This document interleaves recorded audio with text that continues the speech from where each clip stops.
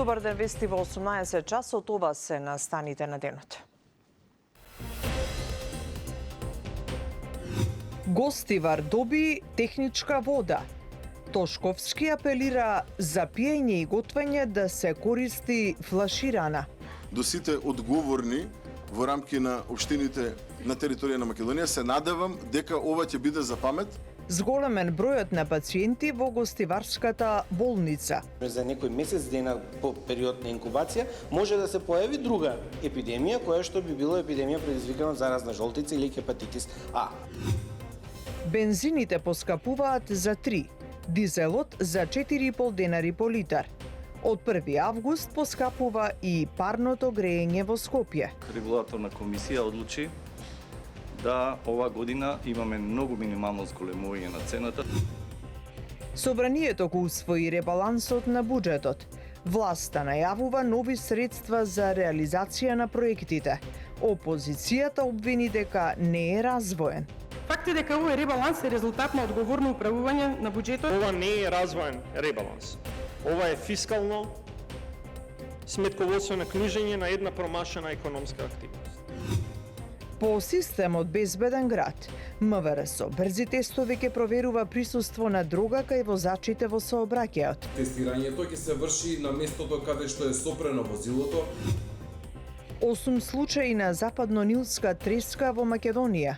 Сите се хоспитализирани со тешки симптоми.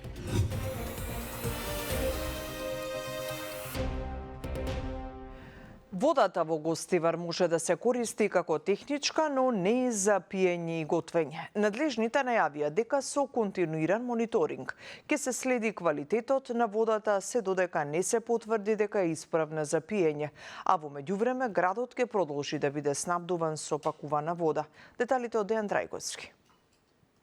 По 10 дена одржување на хигиена со греана вода од цистерни околните села, гостиварци полека се враќаат во 21 век. Од чешмите во домовите веќе не им течат фекалии. Последните анализи утврдиле дека водата е употреблива, но не и за пиење и готвење, туку само за техничка употреба, односно ќе можат да се капат, да мијат садови и се она што не вклучува нејзина консумација. Првиот човек на главниот штаб за управување со кризи, министерот Панче Тошковски, посочи и се надева дека оние кои ги управуваат водоснабдувачките системи ширум земјава, сватиле колку е сериозна нивната работа по ситуацијата во Гостивар. По повеќекратни испитувања на квалитетот на водата во последниве неколку дена, анализите покажуваат дека водата во општина Гостивар конечно може да се користи како техничка вода. Се надевам, дупатаме на порака во иднина, до сите одговорни во рамки на општините на територија на Македонија, се надевам дека ова ќе биде за памет и еднаш за секогаш понатаму ќе постапуваат максимално професионално и во рамки на нивните законски утврдени надлежности во делот на контрола на квалитетот на водата, заради тоа што со здравјето на граѓаните и со безбедноста на граѓаните играње нема и треба максимално професионално и сериозно да се свати секоја една одговорност, особено одговорноста поврзана со водата. 3 дена последователно забележано е отсуство на колинформни бактерии, но водата во моментов не е за пиење, и во процесот на прочистување користена е поголема концентрација на хлор, а воедно треба да помине и процесот на дезинфекција. Временска рамка не е одредена кога состојбата целосно ќе се нормализира, но очекувањата се во наредните неколку дена. Секојдневните анализи продолжуваат, а експертите од Скопски водовод кои ја санираат состојбата најавија дека примероци за проверки сега ќе се земаат од повеќе места. Јавното предпријатие во Гостивар генерално се соочува со проблем во процесот на вршење на дезинфекција, со што со консултација со колегите од секторот за експлоатација и одржување ќе се обидеме во следните неколку денови да се реши и тој дополнителен проблем, кога процесот на вршење на дезинфекција ќе биде континуиран и нема да има отстапување од оние нормални вредности кои што треба да се очекувани за да се добие санитарно исправна и безбедна вода. Прво ќе го известиме кризниот штаб, а потоа кризниот штаб ќе испрати известување и до вас граѓаните. Што се однесува пак до водата во Крушево, директорот на Дирекцијата за заштита и спасување Ангелов посочи дека причината за загаденоста бил едночасовен дефект на системот кој вбризгува хлор во водата и ја прочистува. А зголемен е бројот на лица кои побарале помош во Гостивар. Податоците од Министерството за здравство покажуваат дека само во текот на вчерашниот ден имало 127 нови регистрирани случаи. Деталите од Сања Трајковска-Ставров. По една недела откако официјално беше прогласена епидемија во Гостивар, повторно расте бројот на заразени и прегледи на дневно ниво. Меѓу другото, поради тоа што вирусите освен преку загадената вода се пренесуваат и од човек на човек. Но воглавно, бранот стивнува, уверуваат од Институтот за јавно здравје. Епидемиологот доктор Драган Кочински вели дека состојбата е стабилна, но ризикот се уште постои и затоа вода од чешма во Гостивар не смее да се пие, бидејќи не се исклучува и можноста за друга епидемија по оваа на жолтица, иако за сега нема ниту еден потврден случај на така наречената болест на нечисти раце. Она што е битно да се напомене кај хидричните епидемии е постоењето на контактна опашка, која што значи дека за време на траење на епидемијата, но и после тоа, сепак може да дојде до секундарен пренос, односно до контактно пренесување од човек на човек преку неодржување на личната хигиена. Почитувањето на мерките ќе го ограничи бројот на заболени. Секое она непочитување само може да ја продолжи епидемијата и секако, доколку не се одржува најбитно личната хигиена, да го продолжи секундарниот начин, односно да ја продолжи таа контактна опашка, а и во блиска иднина, да речеме за некој месец дена по период на инкубација, може да се појави друга епидемија, која што би била епидемија предизвикана од заразна жолтица или хепатитис А. Техничката вода може да се користи за лична хигиена, но мора да се внимава да не се проголтува. Ова важи за сите, но особена внимателност се препорачува при бањањето на децата во Гостивар. Сега водата во никој случај не сме да се пие, ниту пак со неа да се приготвува храна, вели доктор Кочински. Таа вода се прогласува како техничка вода, односно дека може да се користи за чистење, за перење, за бањање, но да се внимава да не се проголтува, а најбитно од се да не се користи таа вода за пиење и за приготвување на храна во овој момент. Согласно резултатите кои што се добиени и отсуството на колиформни бактерии, таа вода сепак може да се користи и како за измивање на зеленчук. Од почетокот на епидемијата се извршени над 4000 први прегледи, а поднесени се околу 830 формални пријави за заразна болест. Според извештајот од здравство, досега се анкетирани околу 560 пациенти, а епидемиолошките анализи покажуваат дека во 99% од заразените, заедничкиот именител е користената вода што била загадена со фекалии. Во последното деноноќе се регистрирани и 2 нови хоспитализации, по една на инфективното оделение и на педиатрија. Истрагата за загадената вода во Гостивар продолжува, но засега без нови осомничени. Обвинителството собира документација, ги анализира доказите и ги сослушува лицата кои можат да помогнат во расчистување на случајот. Во меѓувреме продолжуваат и обвинувањата на релација власт-опозиција. Михајло Видимлиски. Истрагата за загадувањето на водата во Гостивар продолжува, но засега нема информации за проширување кон други лица. Основното јавно обвинителство Гостивар остави отворена можност во текот на постапката да бидат опфатени и други лица, доколку се обезбедат докази за нивна евентуална одговорност. Според информациите, во моментов се прибира документацијата од ЈП Комуналец и Општина Гостивар, се анализираат материјалните докази и резултатите од испитувањата, а се сослушуваат и лица кои може да дадат информации важни за случајот. Од обвинителството официјално не откриваат многу детали. По предметот се постапува и интензивно се обезбедуваат докази. Велат кратко од таму. Во истрагата досега се опфатени тројца осомничени, веде директорката на ЈП Комуналец Артана Асани, техничкиот директор Леон Нуредини и раководителот на секторот водовод и канализација Вадедин Дервиши. Тие се сомничат за тешки дела против животната средина и природата предизвикани со дејствија на загадување на водата за пиење. На 25 јуни дале налози на вработени во предпријатието да постават 3 потопни пумпи во канал со површинска вода со штетни материи во близина на приливната комора со вода за пиење, за да го тестираат притисокот на водата. Во меѓувреме продолжуваат и партиските обвинувања за случајот. Од СДСМ вела дека загадената вода за пиење во Гостивар представува сериозен институционален пропуст и бараат кривична одговорност. Министерот за здравство Сашо Клековски самиот призна дека црвените светла во Гостивар се запалиле со задоцнување. Тоа признание не ја намалува вината, напротив ја потврдува. Бараме кривична одговорност од министерот Сашо Клековски, директорката на Државниот санитарен и здравствен инспекторат Марија Андоновска и директорите на локалните центри за јавно здравје. Од ВМРО ДПМНЕ пак вела дека опозицијската партија, наместо да побара одговорност од своите поставени кадри во Гостивар, се обидува политички да профитира од скандалот со водата. Наместо да се занимаваат со спинување на информациите и ширење на паника, треба да побараат одговорност од Валбон Лимани. Во коалицијата со Дуи и Таравари штитат градоначалник од нивни редови, кој нема никаков морален компас и кој не се смета за виновен за ситуацијата во Гостивар. Велат од партијата, истрагата за случајот со загадената вода за пиење во Гостивар треба да даде одговор на низа прашања, меѓу кои дали свесно била загадена главната водоводна мрежа во градот, а со тоа и доведено во опасност здравјето на граѓаните. Кој знаел за ризикот, но и дали можело навреме да се спречи загадувањето на водата.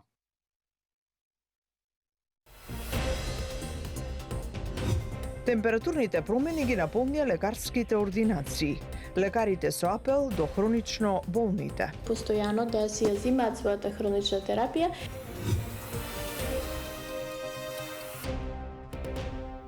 Собранието со 64 гласа за, ниту еден против и воздржан попладнево го усвои дополнетиот ребаланс на буџетот за 2026 година. Министерката за финансии Гордана Димитриевска-Кочовска во експозето по предлогот истакна дека тој представува навремено и одговорно усогласување на буџетските проекции со новите економски околности, како и за обезбедување средства за исполнување на законските обврски, кои во меѓувреме се случуваа и реализација на развојните приоритети согласно степенот на нивната реализација. Од опозицијата пак обвинија дека буџетот не е развоен и дека нема да придонесе за кревање на стандардот на граѓаните. Факт е дека овој ребаланс е резултат на одговорно управување на буџетот и навремено приспособување на буџетските политики на реалните економски околности и дека обезбедуваме повеќе средства за онаму каде што денес се најпотребни, за реализација на капитални инвестиции, за законски обврски, поддршка на земјоделство, социјална заштита, општини и за сите проекти што директно го подобруваат животот на граѓаните.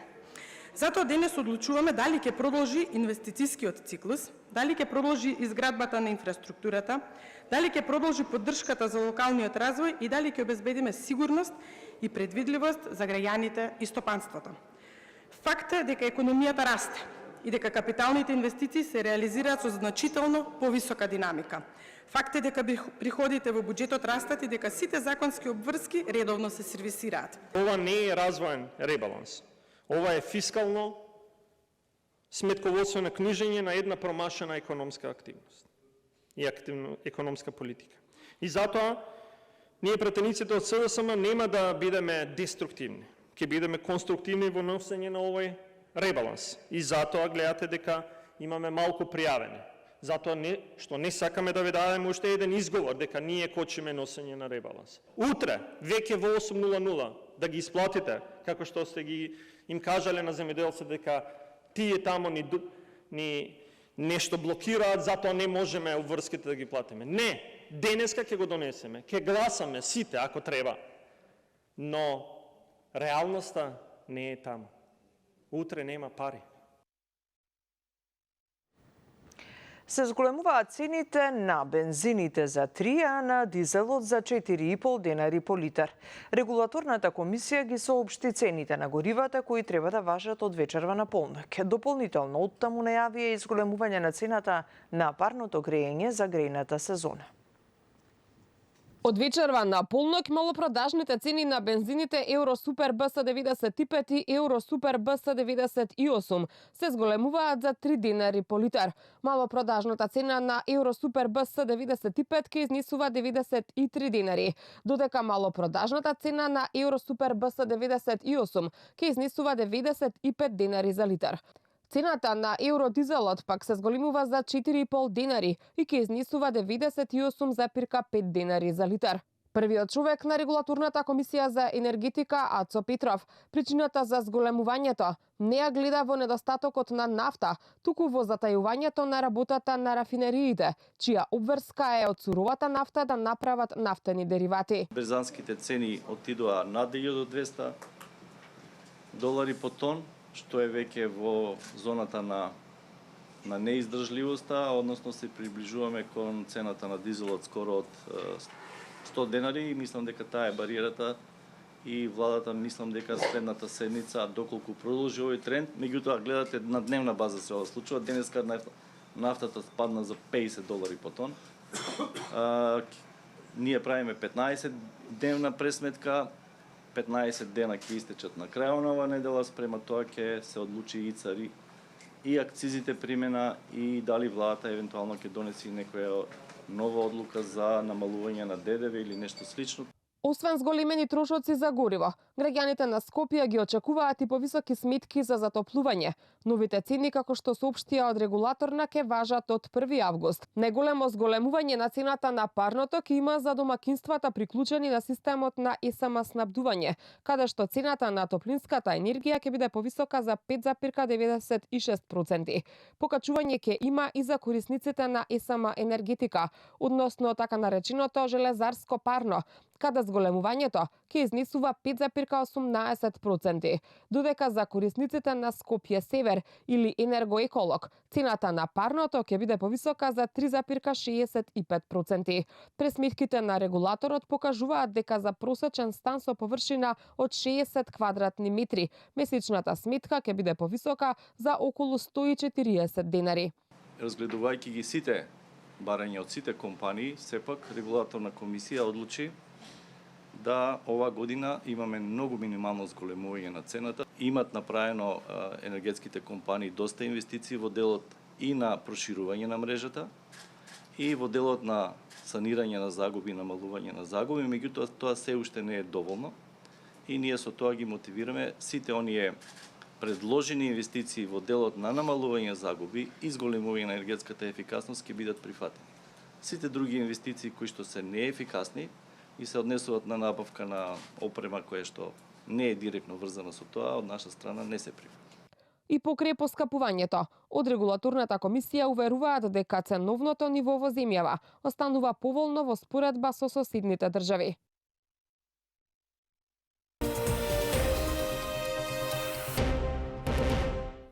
По системот Безбеден град, МВР ќе ја зголемува безбедноста на сообраќајот и преку тестирање за дроги. За неколку дена треба да пристигнат нарачаните 10.000 тестови, кои во иднина ќе бидат распределени на полицајците на терен, а возачите кои ќе бидат фатени под дејство на дрога ќе одговараат кривично за безобзирно управување со моторно возило. Повеќе од Андријана Лазова Божиновска. Освен со дрегери за присуство на алкохол, полицајците на терен наскоро ќе прават и проверки за дрога со брзи тестови од плунка кај возачите. Набавени се 10.000 парчиња кои во првата половина од август ќе стигнат до МВР, пошто ќе следува мала обука на службениците кои во иднина во сообраќај ќе ги користат овие тестови по проценка. Тие кои ќе управуваат со возило под дејство на дрога и ќе бидат фатени од полицијата, ќе одговараат за кривично дело по член 297а од КЗ за безобзирно управување со моторно возило. Тестирањето ќе се врши на местото каде што е сопрено возилото и ќе се врши контрола на возачот на проценка на полицискиот службеник. Тестовите се карактеризираат со висока прецизност. Вакви видови на тестови се употребуваат првпат, а тестирањето се прави и сега со анализа на крв и урина. Адвокатот Јанаки Митровски во изјава за Канал 5 вели дека секој возач треба да е совесен во сообраќај бидејќи под дејство на супстанци. Се јавуваат проблеми со моториката, вниманието и рефлексите, но оценува дека во пракса ќе се јават дилеми во однос на канабисот. Смета дека нема да се разграничува возење под дејство на психотропни супстанци и супстанци во организмот кои се задржале подолг период. Психотропните супстанци, за разлика од алкохолот, многу подолго се задржуваат во организмот и конкретно канабис кај редовен конзумент може до 30 дена да се задржи. Од повеќе фактори тоа зависи, тежина, килажа на телесна тежина на управувачот, фреквенција на конзумација, број течности и храна кои што ги конзумирал во текот на денот. Ќе создаде сериозни во пракса ќе создаде сериозни проблеми. Тоа не е кафеанска логика, морам да реагирам на лаичката јавност, ова не е сакаме да возиме под дејство на психотропни супстанци. Прво секој совесен треба да знае дека тоа е за секаква осуда. Договорот за набавка Министерството за внатрешни работи го склучи со фирмата Визиомед Скопје за вкупна сума од околу 5 милиони денари или 80.000 евра. Еден тест чини 218 денари, а во спецификациите пишува дека се зема за помалку од 1 минута и резултатите се видливи за 3 до 10 минути. Ке се детектираат повеќе видови на дроги, како ТХЦ, кокаин, амфетамин, метамфетамин, хероин, екстази и други психотропни супстанци.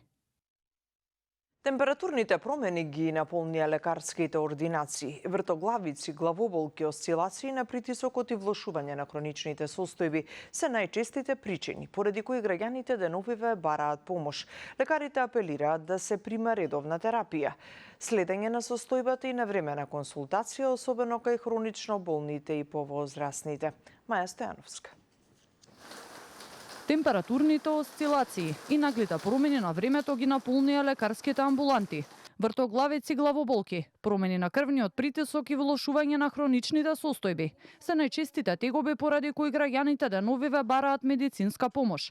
Најпогодени се пациентите со кардиоваскуларни заболувања и повозрасните граѓани, но лекарите забележуваат дека временските промени се почесто влијаат и кај младите.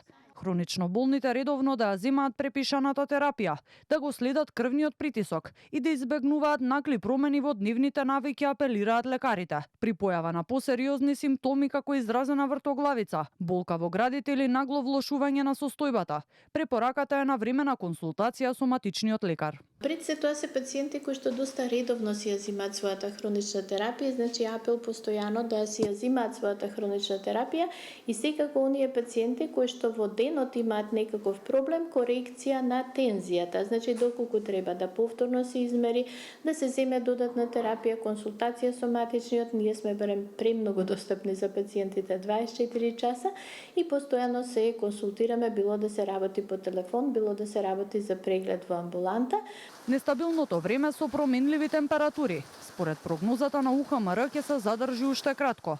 Оттаму најавуваат дека по денешните врнежи и локални нестабилности, во наредните денови ќе следува период на стабилизирање на временските услови. Времето денес ќе биде променливо облачно, наместо нестабилно со пороен дожд и грмежи. Локално процесите ќе бидат во форма на краткотрајно невреме, проследено со силен ветер, електрични празнења и изолирана појава на град. Од утре следува период на сончево, топло и стабилно време со мала локална облачност. Тој период ќе трае до крајот на неделата. Со стабилизирањето на времето се очекува и намалувањето на ваквите тегоби, но метеочувствителните лица и хронично болните, според лекарите, треба и понатамо да бидат внимателни при нови температурни промени. Остануваат препораките за внесување на доволно течности, избегнување на директно изложување на сонце во најтоплиот дел од денот и постепено прилагодување при нагли промени на температурата. Бројот на заразени со западно-нилска треска во Македонија се искачи на 8, од кои 7 се лабораториски потврдени, а еден случај се води како веројатен, информираат од Институтот за јавно здравје. Во текот на јули се регистрирани 5 нови случаи, а најновиот е потврден оваа недела. Најголем дел од пациентите се од Скопје и Велес, при што повеќето се заразиле во земјава, додека за еден постои сомнеж дека инфекцијата ја добил во Грција. Според податоците, најголем дел од заболените се мажи и лица постари од 60 години, што дополнително укажува на ризикот кај повозрасната популација. Западно-нилската треска се пренесува преку убот од заразен комарец. Кај повеќето луѓе поминува без симптоми или со лесна клиничка слика, но кај мал број пациенти може да предизвика сериозни невролошки компликации.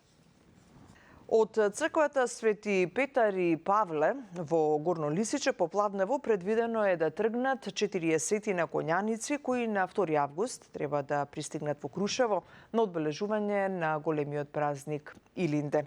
Таму е Елизабета Дамјановска-Спасеновска, бети тргнали коњаниците и кои се нивните пораки пред маршот кон Крушево. Добар ден. Се наоѓаме во дворот на црквата Свети Петар и Павле во Горно Лисиче. Колјаниците овде току-што пристигнаа пред неколку минути, а како што е планот и според годишната традиција, од овде вечерва ќе се упатат кон легендарното и славно Крушево, со чест да им укажат уште еднаш почит на нашите предци кои што достојно се бореле за слобода. Меѓутоа, зборот овде ќе му го припуштам на Пандел Стивковски, кој што е дел од организацијата. Добар ден, и може ли да ни кажете за почеток, еве колку мина храбри коњаници оваа година ќе јаваат до Крушево? Добар ден и на вас. Значи, оваа година Илинденски марш 2026 имаме 40 коњаници. Ако не се лажам и ако сум добро информирана, меѓу нив има и девојки? Да, меѓу нив има и 5 девојки. Дали е потребна некоја посебна физичка подготовка за да се биде дел од Илинденскиот марш? Па секако дека е потребно. Значи, треба некоја физичка подготвеност, меѓутоа имаме и ние некои тренинзи пред да почнеме еден месец, значи вежбаме со коњите по улиците на општина Радан, низ парковите, низ полето, тука во Горно Лисиче, значи вежбаме, ги правиме тие потребни физички подготовки за да може да се издржи пред се треба една психичка подготвеност, а и физичка подготвеност, се разбира. Сега тука би ве прашала, можеби ќе ги интересира гледачите, дали секој кој што сака да се пријави треба да има и сопствен конј, дали тоа се изнајмува од некаде, како оди таа процедура? Па тоа е све во организација на Илинденски марш 1978 од Горно Лисиче. Значи ние го организираме тоа. И набавка на коњи, и набавка на носи, и набавка на храна, на све што следува. Само да ни кажете уште ова каков е планот од тука на вечерва се тргнува, каде попат ќе застанете за да се одморите? Значи вечерва застануваме најпрво во Долно Лисиче, утре сме во Велес, потоа во Велешко село Теово, потоа преминуваме Прилеп кон село Ропотово и на 31 се собираме сите коњаници, значи од Свети Николе, од Кичево, од Битола и сите влегуваме заедно во Крушево. На први учествуваме на поворката низ градот и на втори сите заедно идеме на Мечкин каве. Ви благодарам многу за ова кратко вклучување во вестите. Јас ви посакувам вам и на сите коњаници успешно јавање и патување до Крушево и да ве послужат временските услови. Ви благодарам многу. Почитувани гледачи, ова беше кратка информација од дворот на црквата Свети Петар и Павле. Уште еднаш повторуваме, од овде на вечерва тргнува прочуениот и славен конјички марш кон Крушево. Бети, ти благодарам. Тука ги завршуваме и вестите. Останете со Вести Плюс. Ние се гледаме во вечерните вести. Пријатно.